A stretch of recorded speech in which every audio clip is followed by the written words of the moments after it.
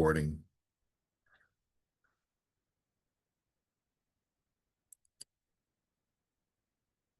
Well, welcome everyone.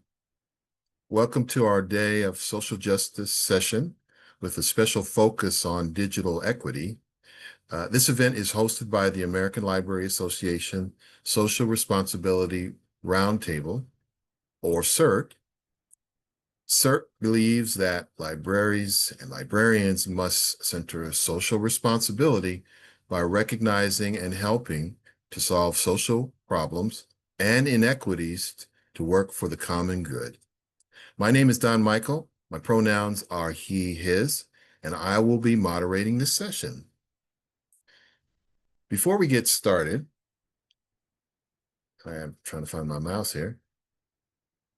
Before we introduce the speakers, I like to do a little review some housekeeping here. First, to enable captions, click More in the bottom right of the screen and then click Show Captions.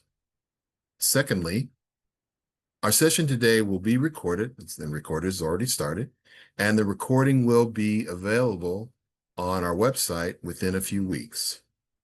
Thirdly, keep your cameras and mics off unless you are presenting or posing a question during the Q&A portion. The fourth, please be respectful and extend care and compassion to yourself and others. And lastly, we will have time for questions and answers after all presentations have concluded. Please use the Q&A Zoom feature to pose questions and reserve the chat section to relay any tech issues, resource share-outs, or appreciation for our panelists. You can pop your questions into the Q&A as the presentations are rolling. You do not need to wait until they are completed with their presentations to do so. This session focuses on the cause and effect of digital equity. I'd like to introduce to you our three presenters. Our first panelist, Amanda Bergson-Shilcock. Amanda is a senior fellow at National Skills Coalition, where she leads the organization's work on on adult education and workforce policies to expand opportunities for U.S.-born and immigrant adults. Throughout her career, Amanda has worked with state and federal policymakers and skills advocates to develop policy solutions that address the challenges facing adult learners and job seekers, including immigrant workers. Our second panelist is Karisa Tashjian. Karisa leads the Digitunity programs department, ensuring everyone who needs a computer has one and acquires the skills needed to use it efficiently. In her role, she creates, executes, and assesses initiatives that promote digital access, emphasizing cohesive, integrated solutions for device ownership and implementing sustainable device ecosystems. Karisa played a critical role in reviewing and contributing to strategies found within state and territory digital equity plans developed during the planning stage in 2023. Our third panelist is Emily Durkin. Emily serves as Public Policy Manager at the American Library Association's Public Policy and Advocacy Office in Washington, D.C.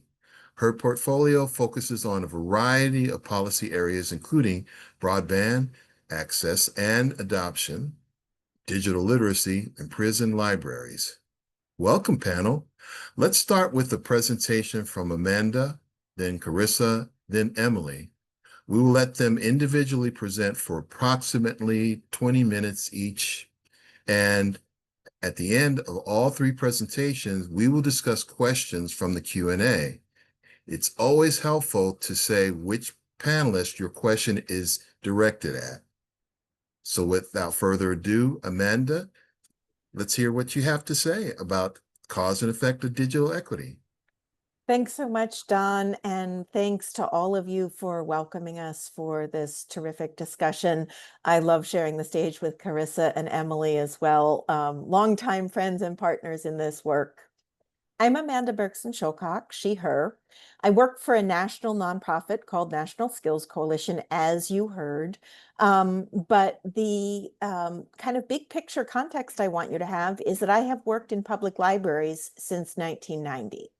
It was my primary job throughout my young adulthood years, and I have worked 2 Sundays a month as a reference library assistant for the past 30 odd years.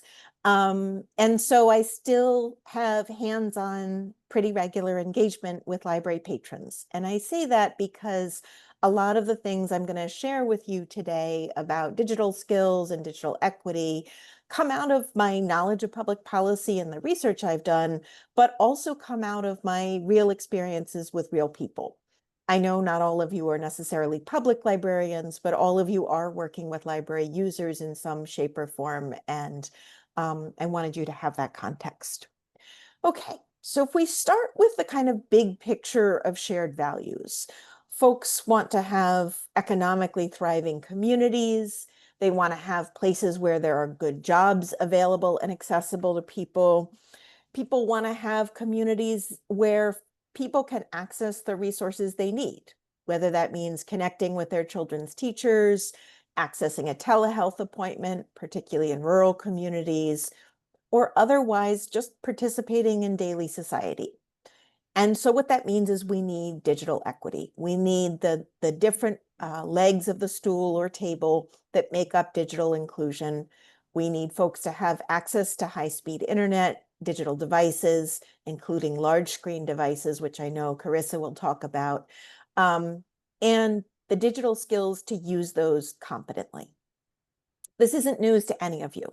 We have been doing this work in libraries for a long, long time.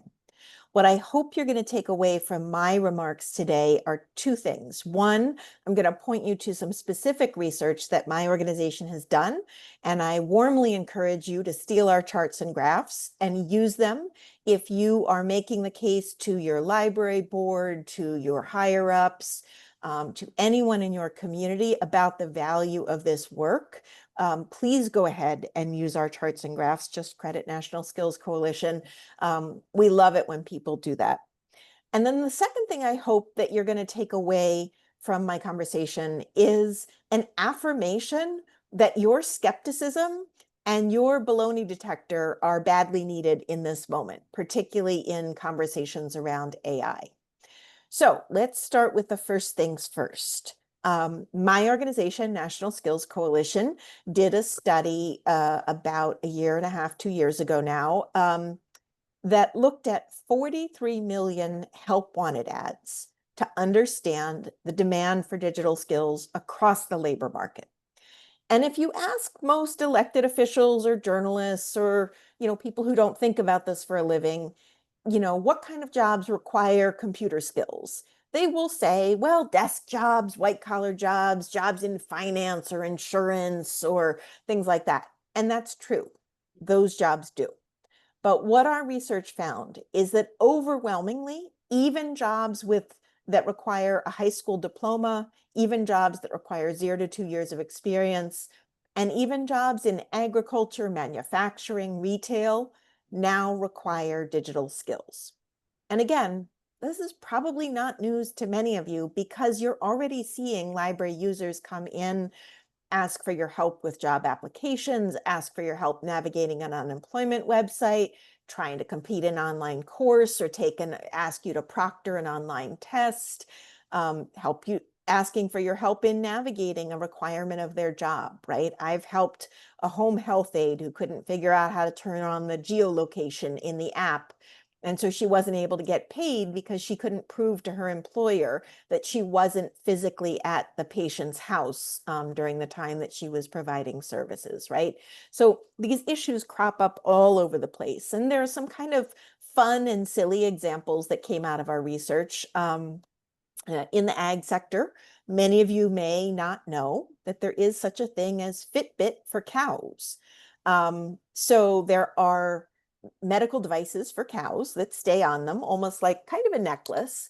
And it alerts the farm workers to whether the cow is eating enough, moving around enough, because if it's not, that's an early sign of illness, right? And so what that means is even people doing manual labor in a barn now need to be able to troubleshoot simple technical issues with these, essentially, again, Fitbits for cows, right? Fast food restaurants have used virtual reality for training for food safety, right?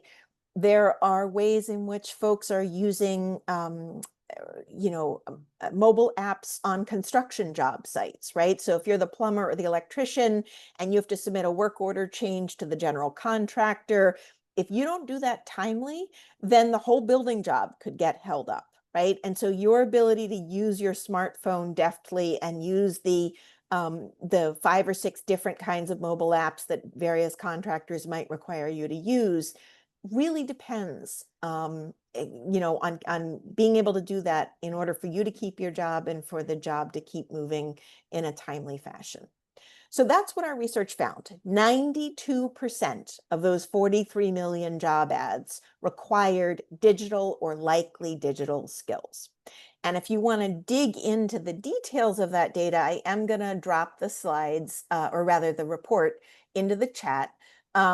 And what I'm dropping into the chat are both the kind of 2-page state-specific fact sheets for a number of states that we did. Unfortunately, not every state, but most states, kind of summarizing some high points of the research. And then, let me make sure I'm sending this chat message to everyone. Okay. As well as the full-length research report. If you also want the kind of easy to copy and paste slides from our studies with lots of charts and graphs, feel free to send me an email. I'm going to put my email address in the chat. I'm happy to provide that. We also have a really cool piece of data, which again, we warmly encourage you to steal our charts and graphs, in terms of the public opinion polling from voters about digital skills. And I've just put that in the chat as well. And that's from just about a year ago, a public poll that we conducted around folks' perspective of whether they would participate in digital upskilling if they had to, what kind of barriers they might face in doing it, the importance they thought of it for particular industries like construction or healthcare, and what kind of role they saw for public policy in addressing it. And then finally, I'm going to drop into the chat a blog post that I did not that long ago, which is called "Today's Tech Jobs Are Hiding in Plain Sight and They're Not Where You Think." So again, my guess is a lot of this information won't be new to you as library workers and librarians, but hopefully it'll be helpful ammunition for you in making the case as you want to for the importance of computer access, digital skills classes, other kinds of library services that help us achieve greater digital equity in our communities. And again, I'm always happy to answer follow-up questions about these in the chat or in the Q&A today or via email. I also want to give you a sneak preview of some research that isn't out yet, but will be out this fall. This is interviews we did with 75 small business owners in the manufacturing and construction fields, areas where we've seen lots of news headlines lately. And we really asked them, how do you assess the skills of the people you're hiring? What kind of credentials, if any, are you looking at? And we found some really interesting stuff, and I hope you'll take a look at our short little 10-page report when it comes out in October. But what I want to preview for you right now is that while we see lots and lots of headlines about AI this and AI that, and it's often not kind of disaggregated, and so people talk about AI writ large, and they're not really differentiating between a generative AI tool like ChatGPT and a machine learning tool or other kinds of non-large language model AI. Robotics is much more widely adopted at this point, right?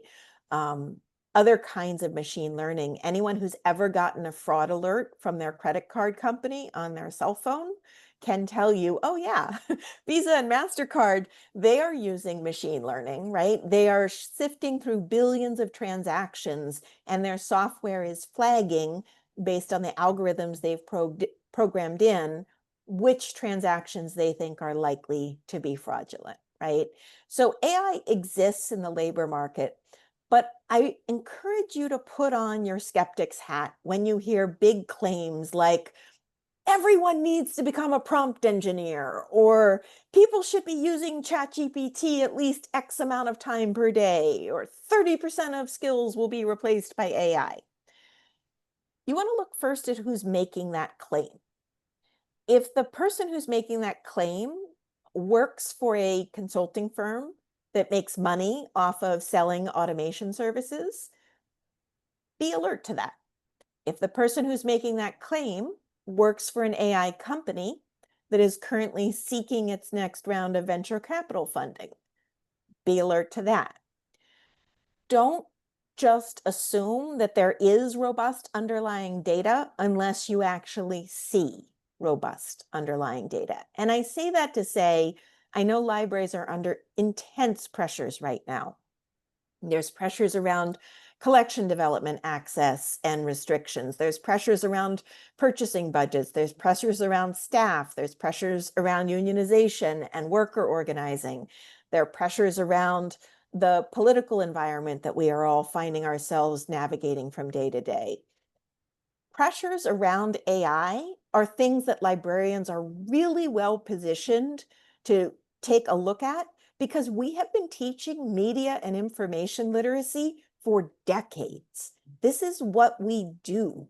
We help people think critically about the information they're being presented with, where it's coming from, who it's coming from, what evidence there is to support its truth and validity.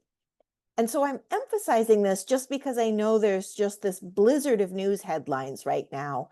And the more I go deep and read the underlying information behind the headlines, the more it becomes clear to me that a lot of the headlines we're seeing are essentially press releases. They're sort of PR puffery.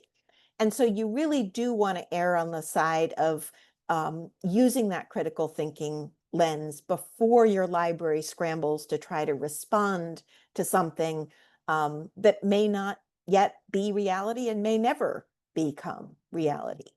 In particular, when we did this study of 75 small and mid-sized manufacturing and construction firms, we asked them about their adoption of new technology and how it was going. And the things that we heard in this small qualitative study really echoed what is already known from major research from an economist at the OECD, the Organization for Economic Cooperation and Development, whose name is Stefano Scarpetti. And Dr. Scarpetti's research found that if you adopt new AI technology and workers have a say in how that technology is used and adopted, their productivity gains are higher than if you just hand them the technology and say, you should use this, right? And that's kind of a common sense finding. Most of you are probably sitting here going like, yeah, I'm not surprised to hear that, right? But I think it's a really important finding, because when you can say that an OECD economist found this, it gives you a leg to stand on to say, if we're going to be using artificial intelligence tools, either in the library context, or if we have library users who are being asked to use them by their employers or their schools, for people to be involved in deciding how and when those tools are going to be used, the benefits will be better for everyone, right? And I think that's something that's not always appreciated by folks in positions of power. And so it's worth reminding them. And again, libraries and librarians have always helped people develop media and information literacy. Credibility literacy is where we are going now in this world of AI tools. And so helping folks develop that kind of literacy as part of our digital equity work is one of the most powerful things we can do in a world that is, as many people like to say, a VUCA environment, right? Volatile, uncertain, complex, and ambiguous. VUCA, volatile, complex, uncertain, and ambiguous. We can't impose predictability on the world that our library users are trying to navigate, but we can give them the tools to ask critical questions about what's being presented to them. So that's a little preview of the research my organization has done, and a little preview of my thinking about some of the AI-related questions around digital skills and digital equity. As I said, I'm happy to answer questions in the chat, and of course, we'll be here for a kind of free-flowing Q&A at the end of our presentation today, and I'll put my contact info in the chat as well. All right, I'm going to hand things over to Karisa at this point.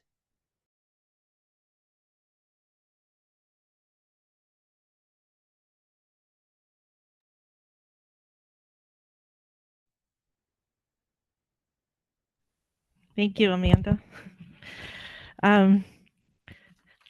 So happy to be on this panel with such great thinkers, and actually just having the glorious time of Monday afternoon, spending it with you all and having just some space to think about and grapple with issues. So that's kind of the spirit of my presentation today. I'm Karisa Tashjian, Senior Director of Partnerships at Digitunity. We're a 40-year-old nonprofit, small nonprofit remote organization. I'm here in Rhode Island, and I'm going to be sharing some thoughts and approaches about computer ownership with you today.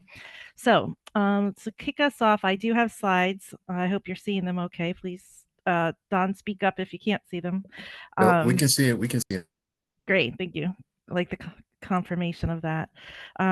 So I mean, I wake up, I go to bed with this question, the next two questions in my head every day. Why doesn't everyone who needs a computer have one? And at first glance, you know, maybe there's not enough computers in the world. There are, by the way. There's more than double the computers used in the United States each year than the people that need them, way more than double. So I'm going to get to that point a little bit later. Some would say people don't know where to find a computer. But affordability is at the key of why the cost of a computer. We use an average of $260 for a refurbished computer. That's, not a brand new computer, and that's one with some of the specifications that we're looking for general community use. So that's just a number we kind of work with. It goes up and down a little bit. So affordability is an issue why folks don't have a computer, but you know what? It's the same systems that stop the folks who really need support. And some of that, of course, we know is intentional in systems. And so we'll be talking about systems today and how to change and shape them so that they're more equitable for everyone. I also like this question. Oops, sorry about that. Hold on here. Why should everyone who wants a computer have one? And that may be something you grapple with, particularly working at a library. We have a computer lab. We loan laptops out. Why is that not enough? Well, Digitunity takes the position that ownership is equity. It's not meaning that we're thrusting upon that everyone has to have one, but the opportunity to have one and not have one because you can't afford it is an equity issue. So, we look at why everyone should have we look at ownership and bridges from loaning and computer public access to ownership. But we also know, and I'm going to go into this in a little bit, is the impact that computer ownership has on so many parts of today's digital economy and digital society. So there's also plenty of research, and this is definitely, I would think most of you experience, but I would be open to that conversation, that a smartphone, is it enough? We always kind of go back to trying to do some tasks that we face every day, and trying to do that on your phone is really challenging. We have found, and so has the research, and so have our focus groups. I was just in Mississippi about 6 months ago, and I met a girl in rural Mississippi who was, getting her GED on her smartphone. And I'm happy to say we were able to provide her a computer, and she's made tremendous progress in those 6 months. So, looking at the state of the issue, I have myth and reality. Why? Because every day we are still facing people that don't have no idea that there are people that don't have a computer that want one. And that's, right in my household, how many computers am I surrounded with? And so it is very easy to forget that some people don't have a computer. In fact, there's more than 33 million people in the United States that don't have a computer. And when you start to drill down into those numbers, wow, it gets pretty strong. We work a lot in the southern states, southern rural states, and there's rates there in West Virginia, Louisiana, Arkansas, up to 22% of folks that don't have a computer. This is with census data, but when you actually go into specific counties, we've seen it up to 44%. So looking at county level data is important as well. And then there's households that are, Utah, Colorado, New Hampshire, Washington, Idaho. If you're from those states, the ownership is high, but you probably still are seeing and experiencing people. I mean, 8% of a population is a lot of people that don't have a computer. So let me keep moving on here. So we know the problem, and I'm not going to focus on the problem. I'm not a person that focuses on the problem too much. I like looking at the solutions, but I do want to. I'm spending a little time on this slide and the next one because I do think the solution to this type of work. I had a real awakening in the last few months when the federal funding for digital equity was taken away, eliminated, and it really. I knew this, but I'm kind of like doubling down on the sense that it's everyone's responsibility, and healthcare, any business, any government wants people to have computers, or should want them to have computers because it benefits both them and the person themselves. And so some of the data I've been looking at recently, Amanda's the absolute source I go to on anything about economic mobility and employment. But with the number of jobs that are available remotely, a computer, and I don't know if you hear the stories, but there are employers that have remote jobs that don't provide the computer for folks. Some of the data, young adults with a computer can earn more. The education outcomes are stronger. The achievement is higher, the persistence in the studying and the enrollment is stronger. We see that at health, that it first of all enables the ability to do telehealth and get health information and that type of thing, and it also engages civically. And but there's a point here, there's a little hidden, and at the end I will I'm not as elegant as Amanda is putting things in the chat, which I will do after. But we just were working with a researcher in the University of California, Santa Barbara, Dr. Amy Gonzalez, and she's just come out with a report, completely surprising finding, using census data, where she found that computer access, ownership, I should say, predicts more beneficial of internet use than connectivity alone in the home. And so, yes, we're a computer ownership first mission organization, but it was surprising finding, although not totally, because that with your own computer, and oftentimes now it's a laptop, it gives you the portability to go and use internet at different places that maybe you can't afford the internet in your home, but you could go to a cafe or a library, take your computer, hopefully if you have one, and then benefit from using that. So I'm just going to take a second here to reflect. I'm getting a little personal here to say my little story, because I'm at home with you all. I was at Providence Public Library for close to 20 years, working as director of workforce development, technology, and education, and early education, and adult education, all of those types of things. And um, I got frustrated at trying to push forward what I was seeing every day, that there are people coming in that wanted to learn technology skills, had very specific reasons for helping their family. They just didn't have the computer, they didn't have the computer skills, um, and they didn't have the connectivity. And deaf ears, I felt, and still do feel oftentimes, um, about people really taking it to their heart to try to make a difference. And so, at the local level, I was really challenged, even though Rhode Island, such a small state, I was at basically at the state level, um, talking to folks, and it was hard to make any change. And so, I was luckily had the opportunity to come to Digitunity, where today's talk is about cause and effect of digital equity, looking at root causes, um, and I really lay back on systems change. And I'm going to talk to you about our solution, or I don't want to say our solution, but an approach that I was gaining my understanding that we are going to be able to. This is a solvable problem for computer ownership. So I,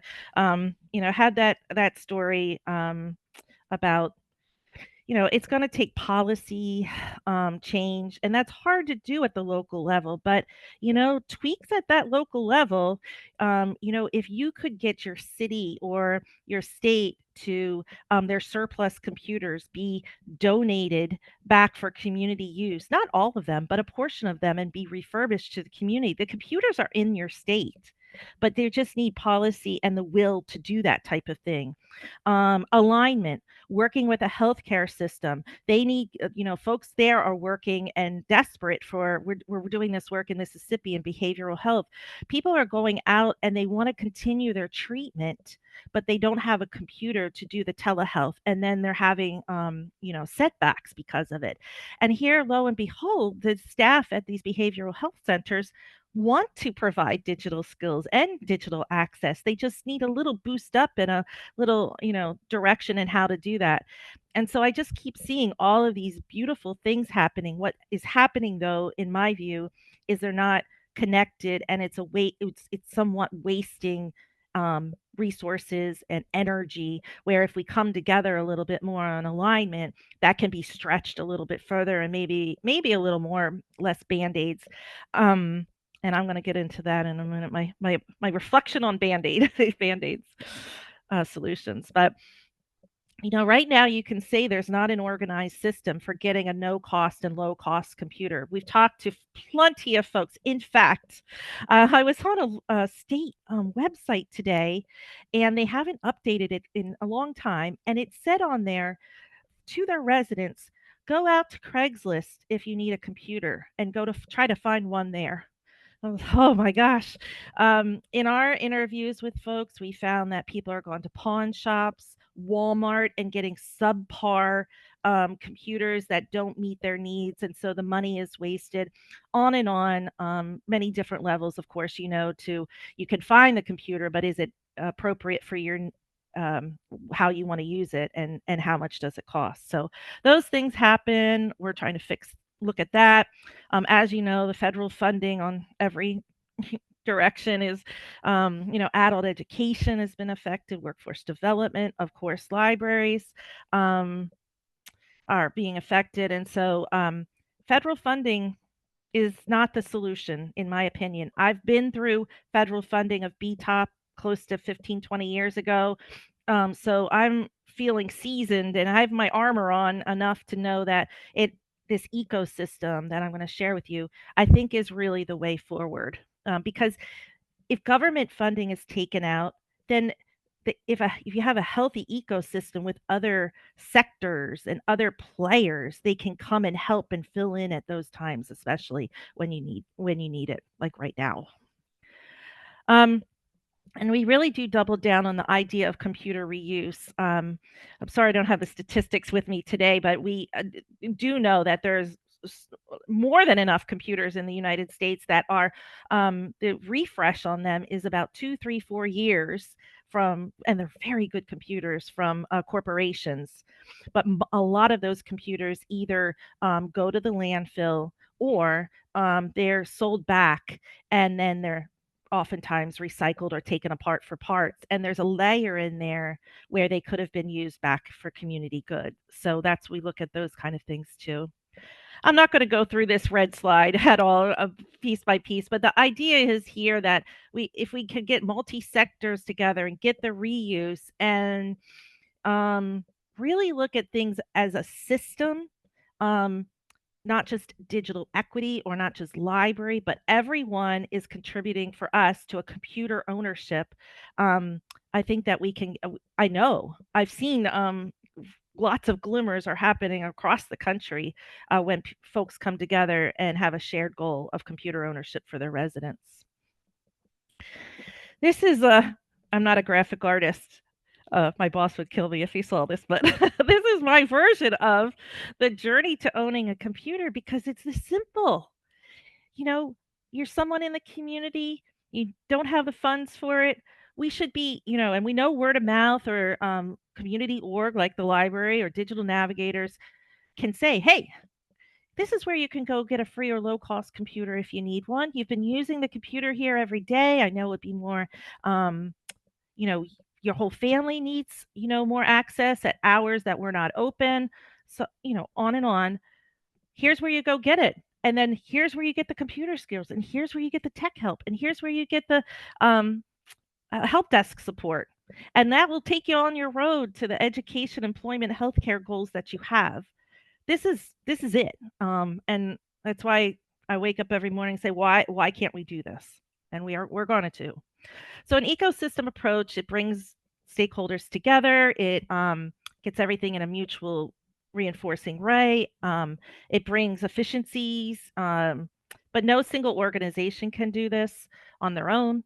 And in a sustainable computer ownership, we're looking at the supply of computers, both new and refurbished and used. So we're trying to activate more donations, more good price points from manufacturers. They have to be prepared appropriately. We're not talking about computer, especially for a new computer user. We want to have a very quality computer that has specifications that meet their needs, including assistive technology features as well. And then deploying it out into the community. I was that person that got a Walmart grant for a few $1,000s, said, I'm going to buy computers for adult education students, went out and bought, and I could only at the time buy, I think it was 5 per location.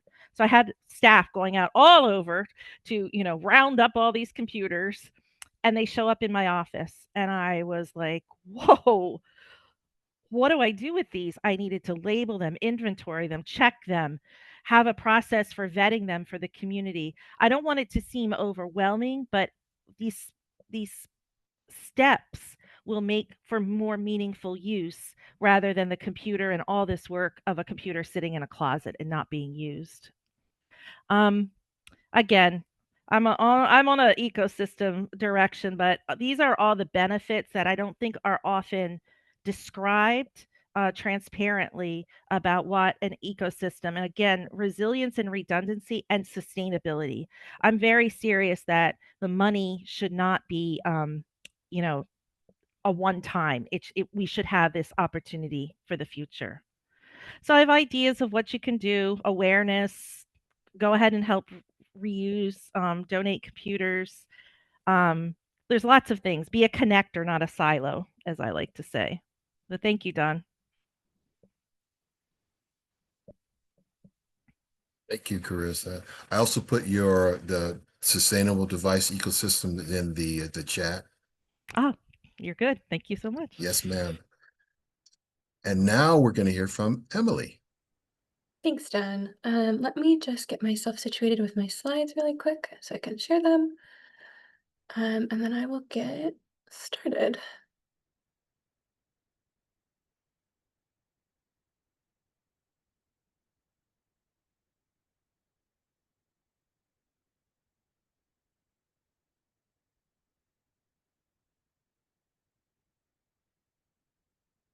Can everybody see my slides? Yes. And thanks, Dan. All right. Okay. So excited to be here with everyone today, and especially on this panel. It's a wonderful group. So I am Emily Durkin. I serve as ALA's public policy manager in ALA's public policy and advocacy office here in Washington, D.C. And today I'm here to talk about specifically ALA's work in our broadband and digital equity policy portfolio. And so I will be echoing some of the things that Amanda and Karisa just said, as well as kind of discuss our perspectives on digital equity and related policy work in the landscape today. So this is just a brief overview of some of the topics I'll be covering. So like I said, a little bit of an overview, talking about libraries and digital equity, and then ALA advocacy and support within this policy work and some of our policy updates around that. So I know that I am probably preaching to the choir. I will be preaching to the choir with some of these next points, but 1 in 5 U.S. households lack home broadband internet access, which creates opportunity gaps. And America's libraries have worked for decades to bridge these gaps, and libraries are essential to closing the digital divide and ensuring communities across the country have access to broadband and the digital skills needed to thrive in every aspect of life. Libraries offer reach, so accessible technology-rich locations, family-friendly programs and services, and outreach, as well as trust within low-income and communities of color, as well as expertise and resources with trained staff, such as all of the folks on the call, to identify and enable access to the most relevant resources for people at all of life stages. And so libraries also offer sustainable, flexible collaboration. So libraries are natural partners that have been doing digital equity work for decades, and libraries nationwide continue to deepen their connections to the communities they serve, and have a proven track record of stewarding public funding to meet community needs.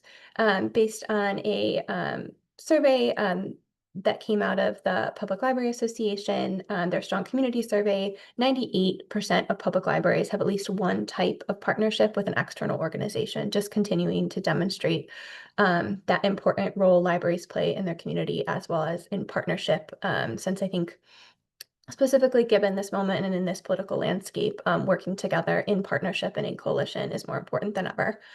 There are over 124,000 libraries in the United States. And so that means there's a library virtually in every community, meaning they are there to be leveraged as partners, leaders, and connection points. And when libraries have fast, reliable internet, secure networks, appropriate technology, robust and relevant digital content, and staff prepared to provide digital skills, training, and support, communities thrive. I think we know this.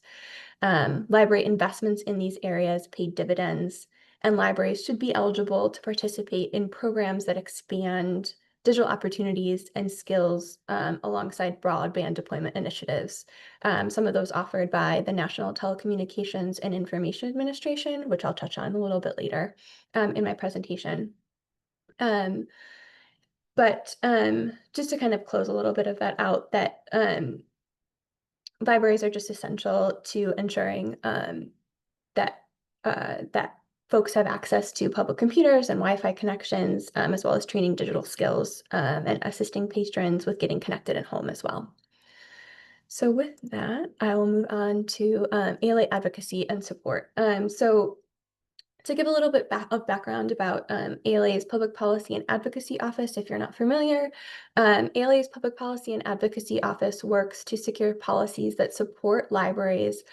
We follow and influence legislation, policy, and regulatory issues of importance to the library field and ensure that libraries are consistently involved in the legislative and policy decision-making process. ALA believes that broadband is a human right, and this is adopted by the ALA Council and advocates for policies and funding that enable libraries to help achieve universal broadband access and adoption, that kind of those legs of the stool, the access, adoption, and affordability. And so ALA believes that access to fast and affordable broadband is essential today, as electricity. So we first and foremost advocate for the preservation and increased access to the FCC's E-rate program for libraries and schools, which I'll touch on in a little bit, as well as support libraries with resources and technical assistance to access federal and state funding for digital equity programs, broadband infrastructure, and technology. So with that, right, just talking about the Universal Service Fund, that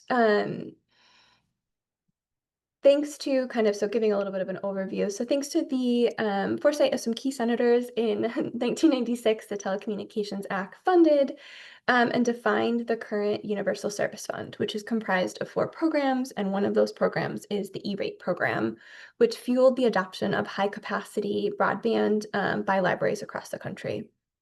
E-rate provides discounts to libraries as well as K through 12 schools on telecommunication services, internet access, Wi-Fi equipment, and some closely related costs such as internet cabling.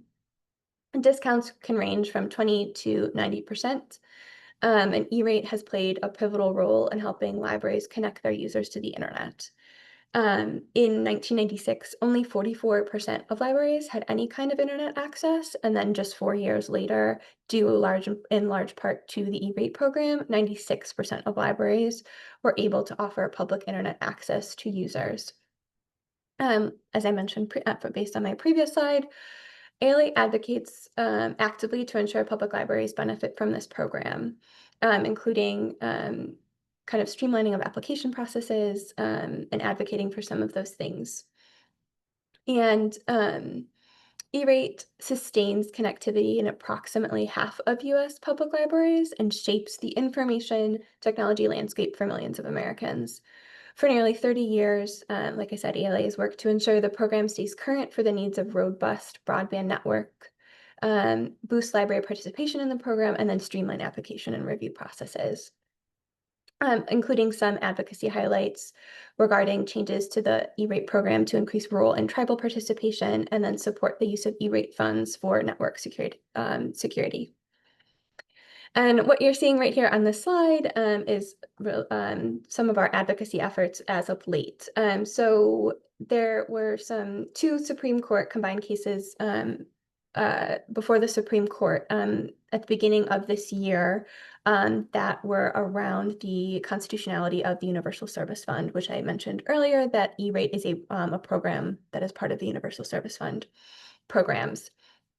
And ALA filed an amicus brief in this case earlier at the beginning of the year in support of the E-rate program and affirming the constitutionality of the Universal Service Fund and the importance of the E-rate program to libraries and communities across the country.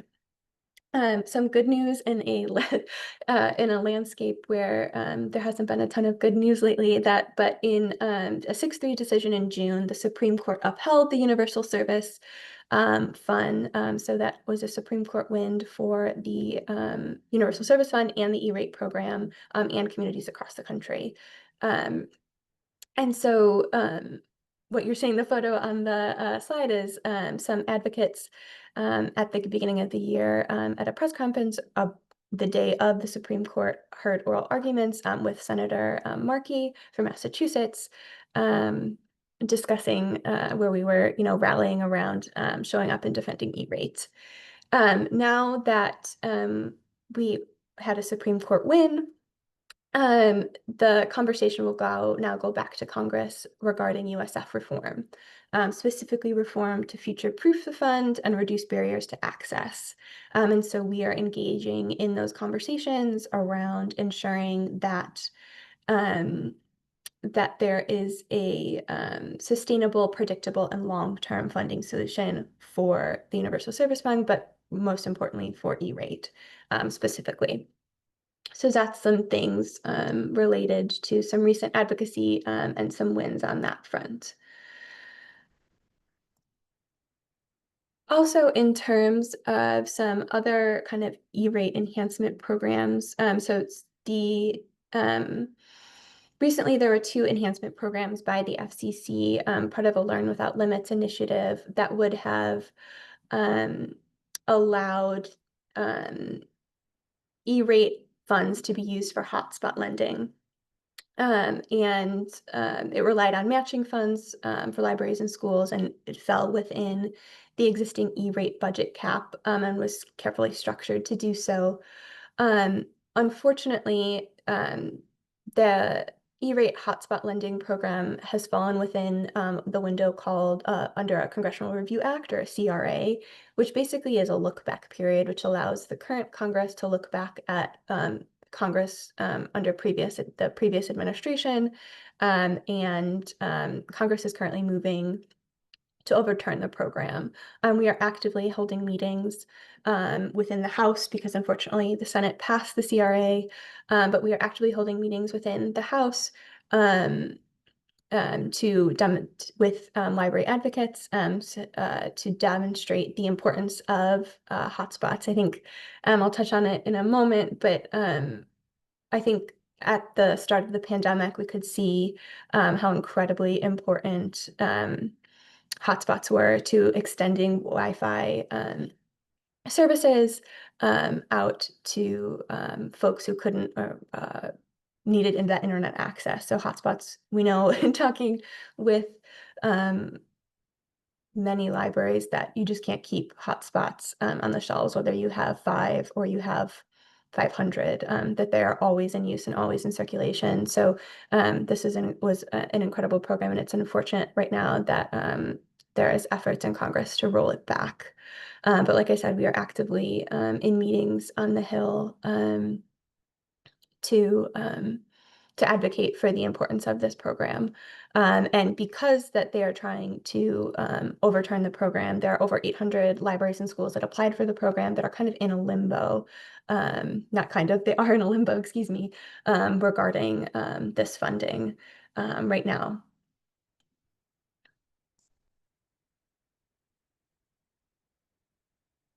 So I know Karisa touched on the Digital Equity Act. I'm going to briefly touch on it a little bit as well.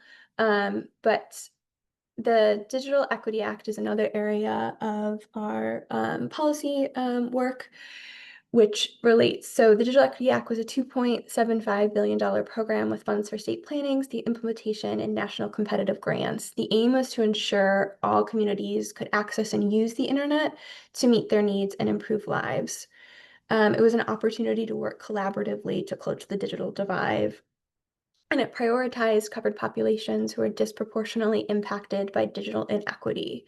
It was a piece of several other pieces of legislation. So there's also the BEAD program, or the Broadband Access Deployment Program, if I'm remembering the D in BEAD correctly, which essentially is building out that infrastructure.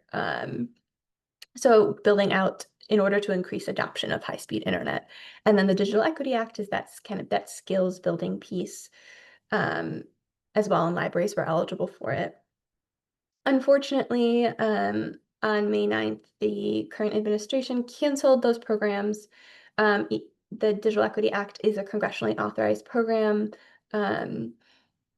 and states were in the process of implementing their digital equity plans. We have been actively monitoring what states are doing, including joining on to several coalition letters with our partners at the National Digital Inclusion Alliance, urging the funds to be restored. And then recently, as the end of June, more than 20 states filed a lawsuit against several federal agencies, which includes the Department of Commerce, which administers the Digital Equity Act programs.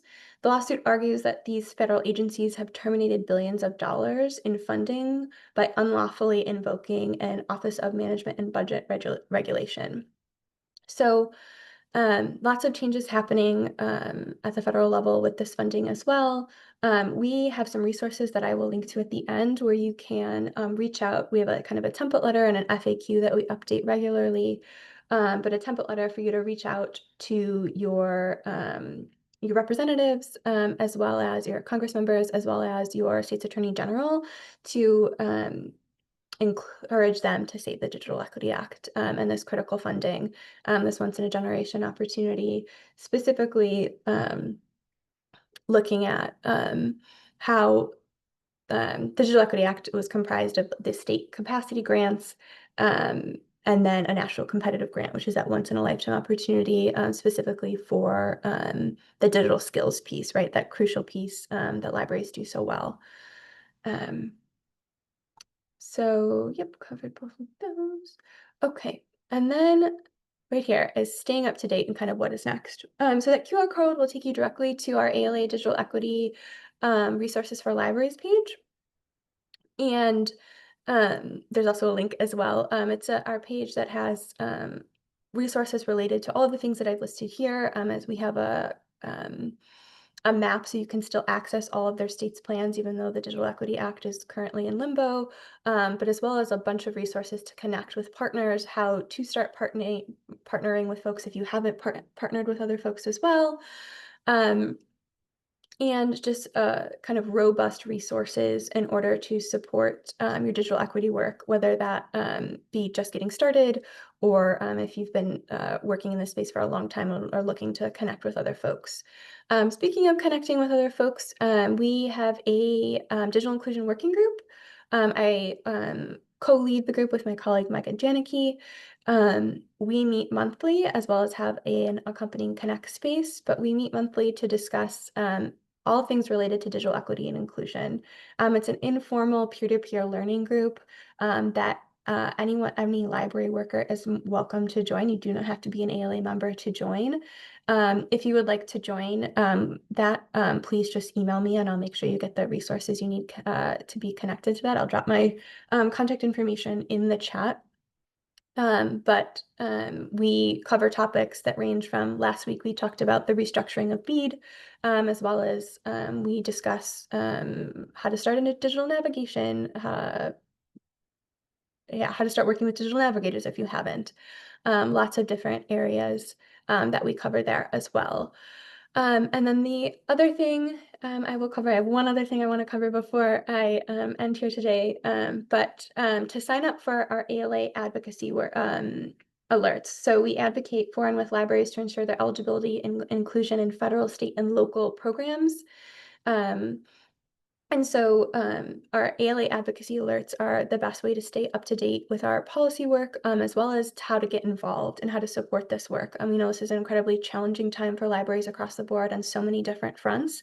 And if you haven't signed up already, I would deeply encourage you to sign up for ALA advocacy alerts. And then the final thing that I will say, I did not touch on my presentation today specifically on this because we're talking about the cause and effect of digital equity, although there are, of course, implications on this front as well. But the Institute, I did not touch on the Institute of Museum and Library Services, or IMLS, today, but I would encourage you that if you haven't done so, that Congress has decided to push back their discussions on library funding until the first week of September. And so this could give folks like yourselves on this call to be a great opportunity to get in touch with your Congress members, specifically during the August recess, which is happening right now, and urging them to defend federal library funding in every way possible. It's a critical time for library funding, and I'm happy to answer any other questions folks will have. Thanks so much for having me. Great, Emily. It's a great presentation. All of you, Karisa and Amanda, a lot of great information. I'm telling you, just like I was saying before, this is like the best digital inclusion salad in terms of if you want to know anything and everything about digital literacy, this session was the place to do it. So, well, why don't we find out if there are any questions and see. I don't know if I can see the Q&A. There are no open questions in the Q&A at the moment. That means we have great teachers. It has to be that. I will say one of the things I would like the panelists to just think about after all that you've said, like what are the essential questions that libraries, or anyone should be asking in your individual areas?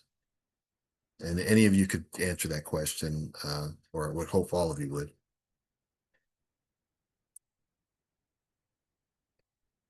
And essential questions, what teachers ask students before they start their class, so that they get the juices flowing, the cognitive juices flowing. Sometimes it's good to have a question if you're trying to promote something, but go ahead, Chris, if you got one. I think a lot about influence and decision and power lately, and in making change. And so I'm honing my skills in that area to really, I want to be, I use this word a lot, but we all want to make positive impact in the world. And I want to make it as I'm getting impatient. The older I get, the more impatient I get. And so, I want change, and I want something to be shown for it, and people help. So I think about how who are the biggest decision, not the biggest, but the most strategic decision makers and influencers that I need to get their head and power behind. And then I also spend more time with my team, with our team, is to talk about putting yourself in the other, um, particularly sectors' shoes. So, you can get so ingrained in your own specialty, which I'm guilty of, but I try to put myself in the shoes of a healthcare um, system, or in terms of anyone else. And I think, okay, what can they contribute to computer ownership? What can they contribute to ownership, and what do they need from computer ownership, and try to move the message and the decision making around that. So that's helpful. That's great. I- Anybody else? Yeah, I'd say 3 questions. What work are you most excited to do? What wakes you up at 3 in the morning? And where is your strongest relationship? Right? And by strongest relationship, it could be with a library board member, it could be with a local public radio station, it could be with a library patron who comes in regularly and has a 4-year-old who absolutely loves your library, right? I don't know what that is, but knowing the work that you're most excited to do can help you put your finger on where you have passion at a time when the world feels really exhausting and overwhelming. And we need that joy and that passion in order to survive the overwhelm. I've been volunteering at a Books to Prisoners program, and there has literally been nothing better for my mental health and my professional ability to focus on the really challenging things than to know where there's work that's giving me life right now. Knowing what wakes you up at 3 in the morning, right? That's an area that needs our attention and our focus, and our strongest relationships are what can help us address that, right? I keep saying to lots of people in lots of contexts, there is no way out of this moment but through it, and there is no way through this moment but together. Trying to do this alone is a recipe for burnout and overwhelm. Doing it together is the way. So again, what work makes you come alive? What keeps you up at 3 o'clock in the morning is an unsolved issue, and where are your strongest relationships? Because that's how you're gonna stop waking up at 3 o'clock in the morning.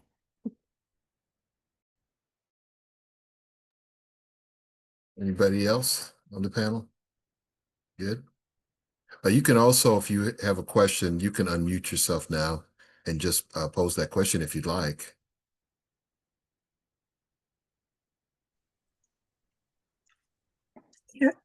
This is Karen. Is there anybody else that wants to talk? No, please go ahead. Okay. Well, I just wanted to remark that it's just astounding that this is still a problem going on. I worked on a project funded by the National Library of Medicine, and we put computers in the waiting rooms of about 10 different health centers, including Whitman Walker, which serve people with HIV and AIDS. And it was a wonderful experience, but it was such a drop in the bucket. And the computers, weren't replaced. But over time, a lot of the health centers did adopt the program of like teaching people how to use the internet for health information. And I've seen that replicated elsewhere. And I think that's a really important topic to cover. But my other question is a little bit more controversial. I've been part of a SRRT group that's been trying to pass a resolution in SRRT and ALA against the genocide of Palestinians and to support people who've been abducted and arrested for speaking out. And this has gone nowhere. And I'm also a more active member in the American Public Health Association. We passed a one-sentence resolution 2 or 3 years ago calling for a ceasefire, not even condemning genocide. And it had to be brought back for revision the following year. So instead of allowing that to happen, the executive officer and his board, I suppose, said that there would be absolutely no resolutions coming forward during the following meeting.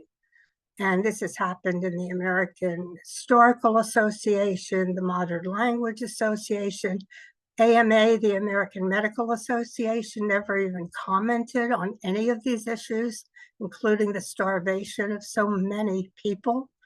And I'm really concerned. I think the Advocacy Office needs to broaden its scope, although I know it's busy enough just keeping up with equity issues. So I would really recommend that we encourage people in the membership to consider these ideas again and allow them to be discussed. So you don't have to respond, but I just wanted to put that out there. Thank you, Karen. Appreciate your opinion.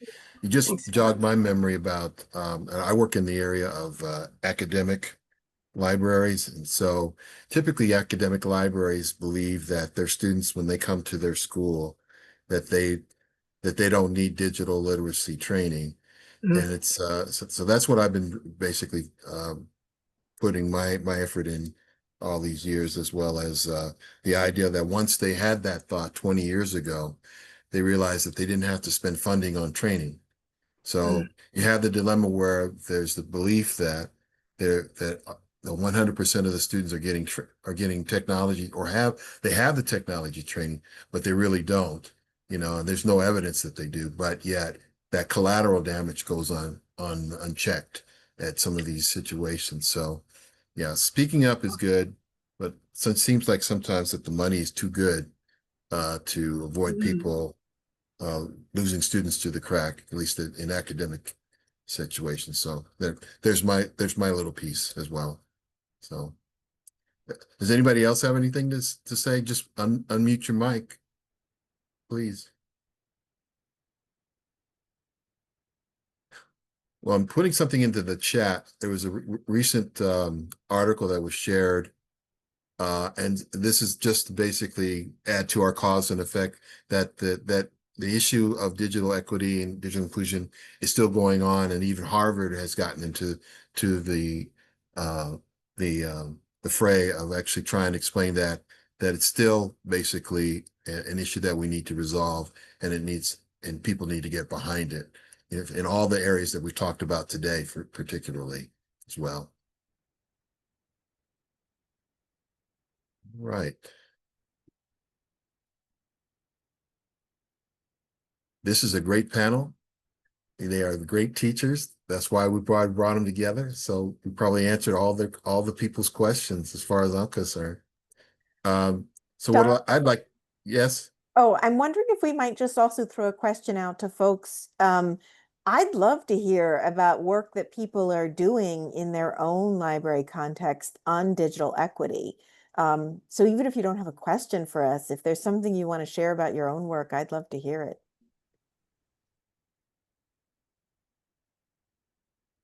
So what's working for people out there? Do you have digital navigators? How's that working?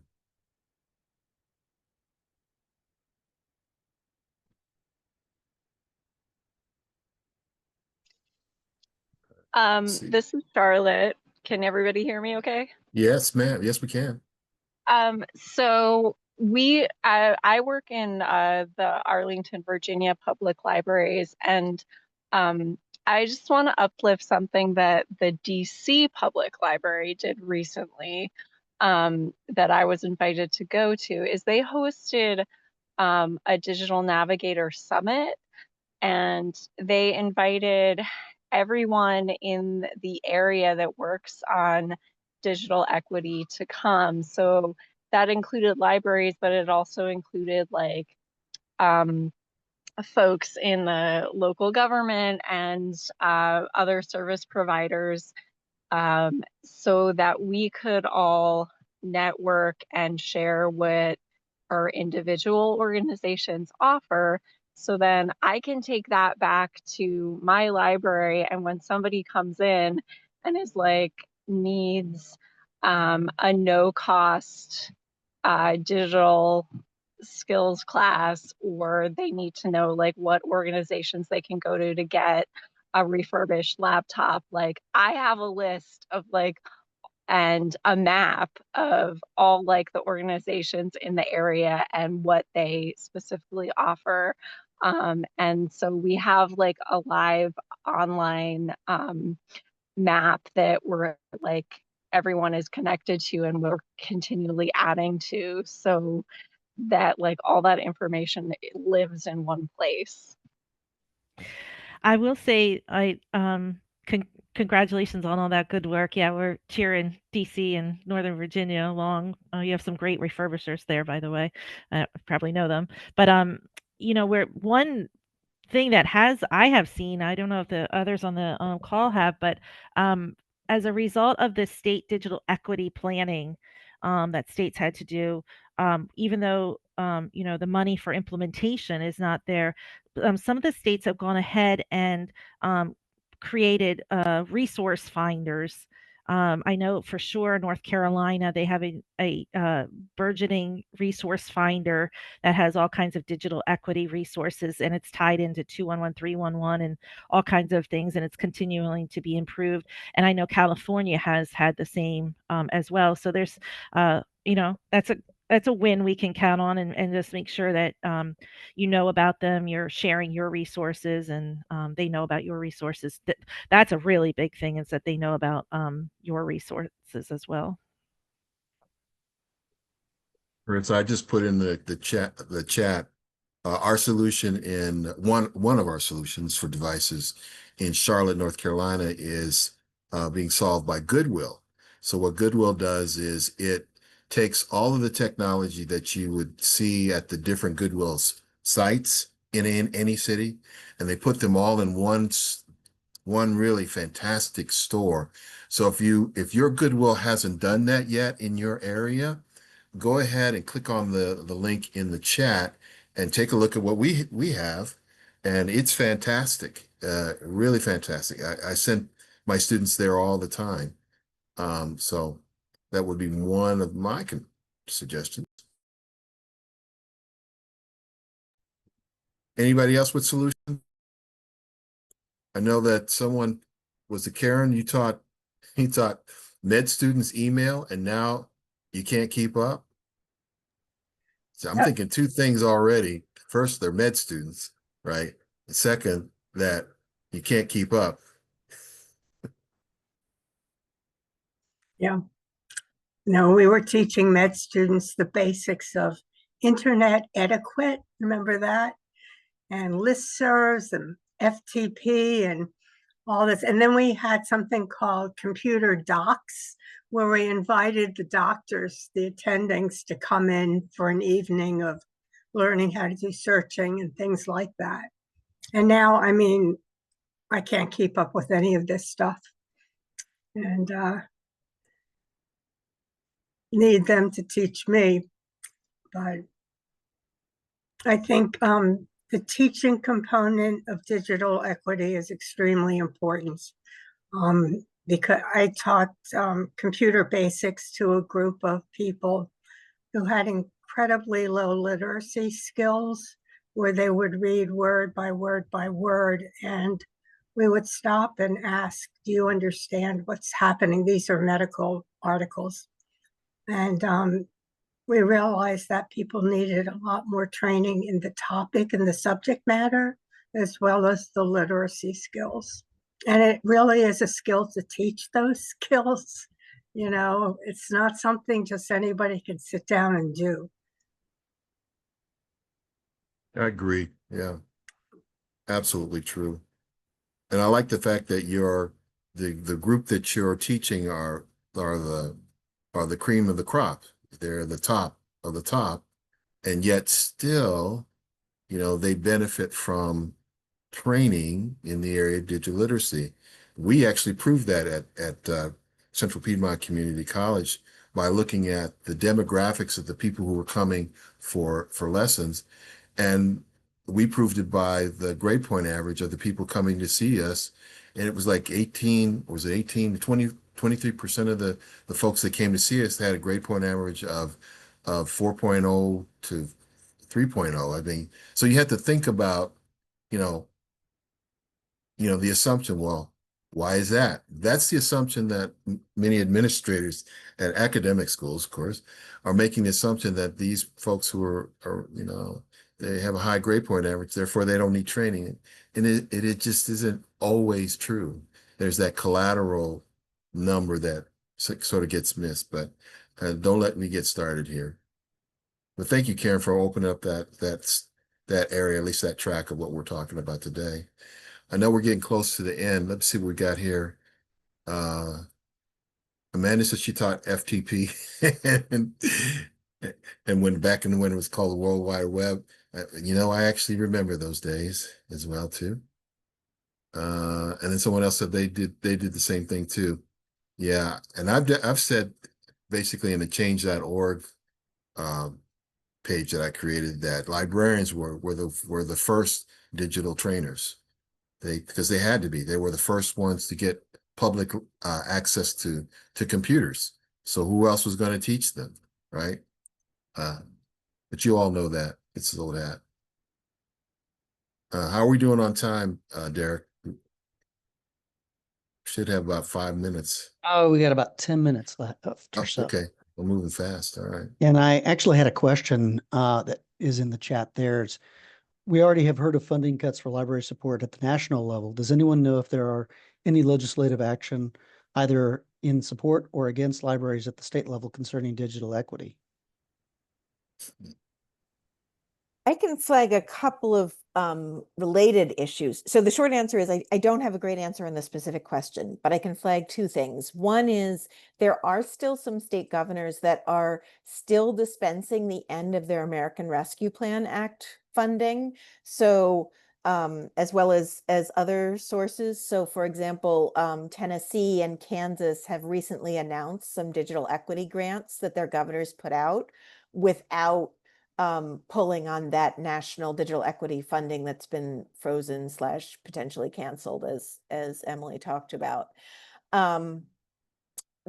So that's a thing to be aware of. The other is that a lot of state legislatures are going to have a special session this fall. So many of you may know this, but if it isn't your daily bread, you may not think about it. Some states have a full-time year-round legislature. California is one example. Many states have part-time legislatures, and they only meet for a few months out of the year, or in some cases, only every couple of years.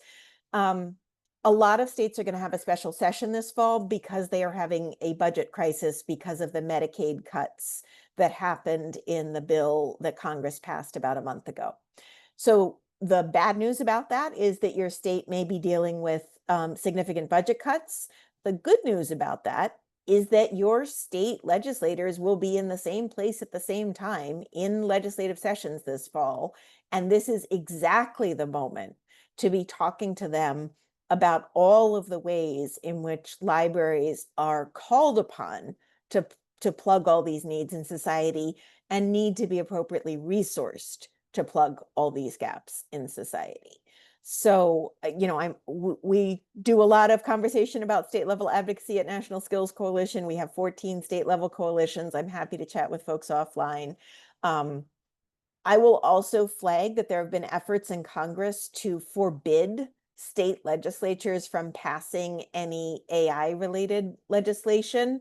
And I think that's an indicator that Congress recognizes that state legislatures are often at the forefront on these issues. So, you know, again, you have legislative sessions in many states this fall. If you aren't already talking to your legislators, this is a great time to be doing that. Great. Thank you so much. Yeah, such a rich conversation today. Let's see here. I actually put in the chat, Karen asked me if Central Piedmont Community College taught digital skills. I put the link in there just so you can see our page. We've been at it for probably 5 years, so. And P.F. Anderson says, my politicians keep telling me that no one ever told them about the local public library help support economic growth by helping inventors and entrepreneurs and small business owners. So I'm focusing conversations on that. Yeah, we are focusing on workforce development this year for our Digital Inclusion Week. I know the theme is different, but because we are a community college, we're heavy on workforce development. So we decided we just want to do it.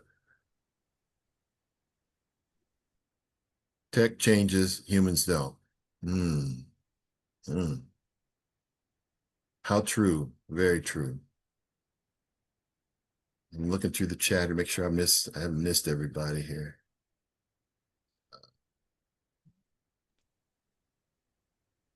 I have a question for Amanda. Amanda, the devastating situation with adult education, though I think the funding has been restored, I think, and maybe workforce development and just all these other systems that you're speaking of. Is it as per usual going to fall back onto libraries? If you had a magic ball, Yeah. what are you feeling here? So just very brief recap for folks who don't live in this world. The federal government puts about $715 million every year in adult education. And those are classes that help adults get their GED or high school equivalency, help them do adult basic education or pre-GED classes, and help them learn English for speakers of other languages. And those classes are provided differently in different states. Some states run them through their community college system. Some run them through nonprofits. Many of those nonprofits use libraries as the location in which they are providing those classes. And some libraries are directly funded with this adult education money. Earlier this year, the Trump administration withheld the funds that Congress had allocated back in March that were supposed to cover the rest of this federal fiscal year, that is between now and September 30th. That money has finally been released after a lot of advocacy, but the president's proposed budget for the coming fiscal year suggested zeroing out this money, that is reducing it from $715 million to zero. And his rationale for that was, we don't need to fund remedial adult education because we have just put more money into K-12 education. Even if that were true, which it is not, it would take a generation for those changes to trickle through the system. So Congress always ignores every president's budget proposal. That is not specific to any political party or any particular president. And indeed, we have just seen the Senate pass an initial bill that would not cut adult education, that would level fund it at the same level. A lot depends on what happens in the House this fall. So your congressperson is home on August recess. This is a great time to talk to them about the fact that libraries need to be resourced appropriately, including through adult education funding, in order to be able to keep providing these services in communities. For any of you who may do correctional education, that is work in prisons or jails, that work is likely also funded under the same adult education funding. So we are all in this fight together, and the good news is that, again, as I said, there's no way out but through, and there's no way through but together. And we are here together today because we all recognize that. So I wish I had better news, but I am happy that Congress is pushing back against the president's attempt to zero out this funding. Bravo, bravo. You're getting me excited. I'm ready to go out and protest. And Nissa, did you have something to say about EBSCO? Just unmute yourself. You wanted to speak briefly on losing EBSCO from your state library? It's okay. You don't have to. At least we know. We know that.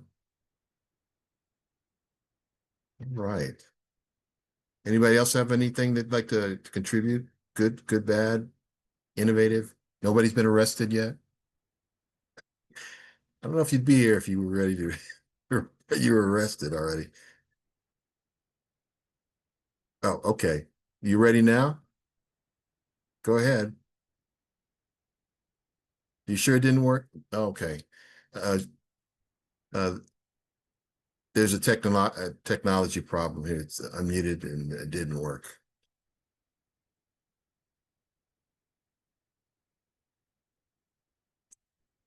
But if you want to, you can contact all three panelists, and they can give you some reflection or feedback from what has happened in your area as well. All right. Derek, we got 5 more minutes. I thought we had 5 more minutes last time. Are we at time? Actually, we're at time now. Ooh, Suki. All right. So I'd like to thank deeply all our presenters for coming out and giving us their thoughts. And for those who also came out for this session, thanks also to the SRRT team for handling tech and chat. Thank you very much. SRRT is committed to ensuring that all our programs are diverse, inclusive, and free for attendees. To do so, we rely on support from ALA membership and direct donations.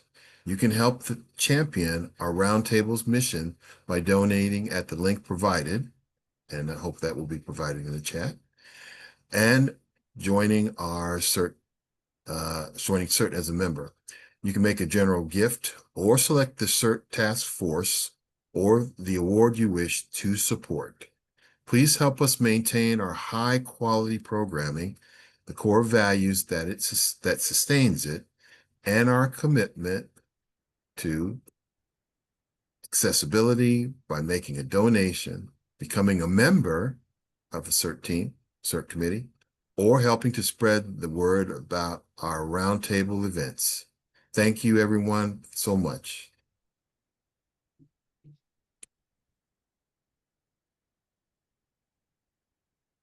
All righty, I guess we can stop recording.